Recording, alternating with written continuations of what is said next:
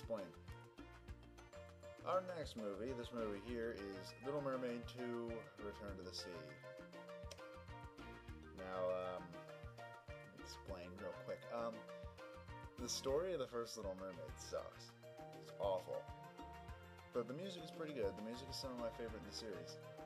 The villain is one of my favorites in all of Disney. The series? I meant to say in Disney. I've seen this movie once when I was a really, really little kid. It was around the same time that I saw Hunchback 2. I don't remember anything about it other than that it's about Ariel's daughter. It's probably gonna suck a lot.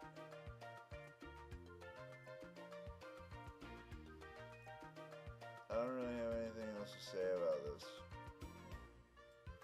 I guess I'm gonna go watch the movie now. Bye guys. See you in a bit. Poor unfortunate souls in pain, in need.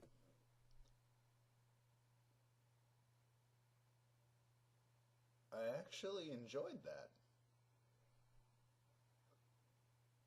I actually enjoyed that a lot.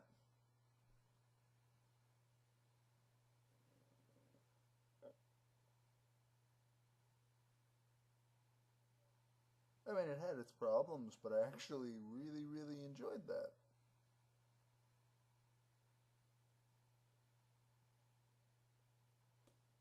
That wasn't a bad movie at all. I mean, the music was really terrible. There seems to be a pattern here. The music is always really bad. But no, like, the story was better than the first movie. Which, I mean, isn't very hard to do when the first movie is the stupidest story Disney's ever done, in my opinion.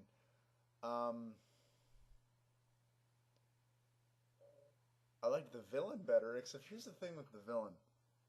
The villain of this movie was Morgana, who was supposed to be Ursula's sister. Here's the thing. They just woke up one day and decided they didn't want to write a new villain.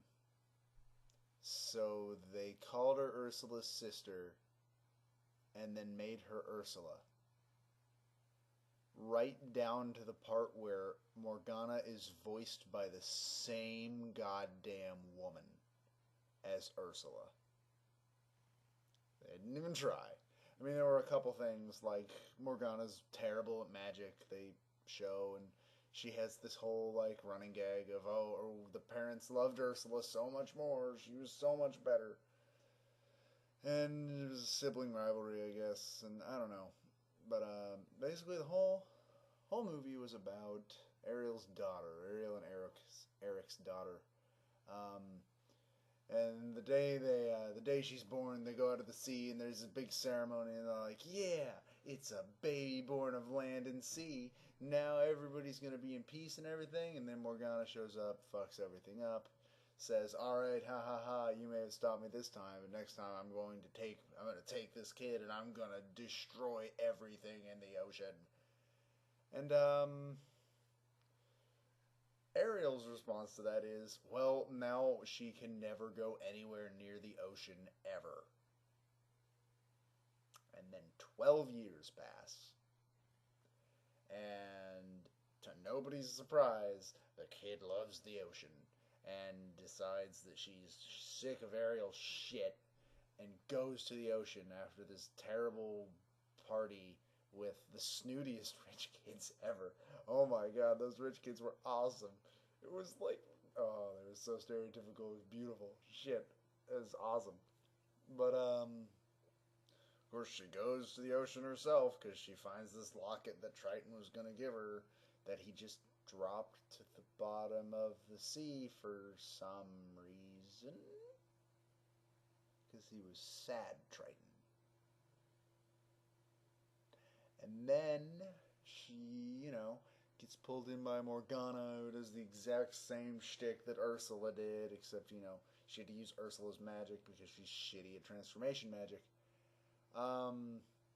And she tells Melody that, oh, this thief from Atlantica stole my trident. I could make you a mermaid forever with my trident because Ursula's magic is only going to last so long. And, so everybody's panicking. Ariel goes back to being a mermaid to look for Melody, and everybody's freaking out, and they go looking for Melody, and Melody meets this annoying walrus and penguin that can somehow both breathe underwater, even though walruses and penguins can't do that. I don't know if any of you knew that, but they can't breathe underwater. But apparently they can in this world. And she gets the trident, and she goes to Morgana, and of course Morgana goes super crazy, tries to take over the whole ocean, because as Triton says, you're just like your mother, except he said it proudly, but I don't get why, because obviously he meant you're just like your mother. She also fucked up, stole my trident, and almost screwed over the entire ocean. Yeah, good. Like I said, the music was pretty bad. I believe all of the voice cast came back. At least it all sounded like the same people. Like I said, Morgana was even voiced by the same woman as Ursula. And then Melody was voiced by Tara Strong, who did not once leave the voice that would later become Twilight Sparkle. It sounded just like her. Whole movie. Couldn't not hear it. And, everybody was just, they were in character, which is not something I've gotten with pretty much every single movie so far. Like Mulan 2, everybody was out of character, and it pissed me off. Return of Jafar, there were a couple moments of not in character. It wasn't bad overall. Hunchback, everybody was an idiot.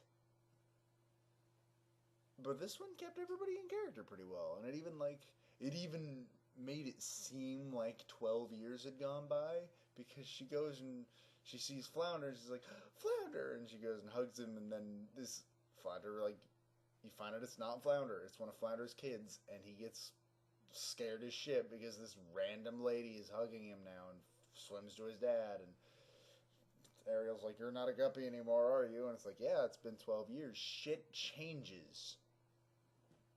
I'm just really glad it did that. This has been the one that to have the most gap. Hunchback came close, because I'm pretty sure it had to have been 6 or 7 years. But this one was a full 12 years, and they state that. Except, oh my god, there's one line in particular where Ariel's talking to Melody, and she's like, everybody has problems fitting in at your age. I know I did. I was a regular fish out of water. Which, to me, sort of implies that Ariel was 12 years old during the events of Little Mermaid 1.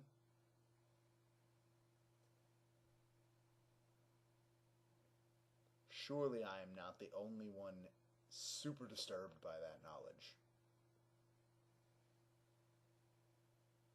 Because I shouldn't be. But no.